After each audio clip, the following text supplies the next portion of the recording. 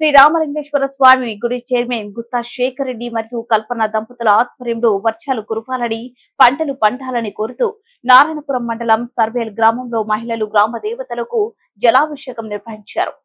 శనివారం రోజున శ్రీ రామలింగేశ్వర స్వామి దేవస్థానం చైర్మన్ గుత్తా శేఖర్ రెడ్డి ఆధ్వర్యంలో మహిళలు జలాభిషేకం నిర్వహించారు.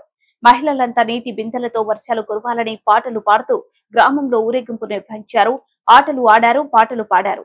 అంజనం బోడ్రాయిలకు అభిషేకం చేశారు. ఈ కార్యక్రమంలో పాల్గొన్న వారు గ్రామ మహిళలు, మాజీ గుడి చైర్మన్లు, గ్రామ పెద్దలు, మాజీ సర్పంచ్లు, మాజీ ఎంపీటీసీలు, మాజీ జెడ్పీటీసీలు, యువకులు అధిక సంఖ్యలో పాల్గొని విజయవంతం చేశారు.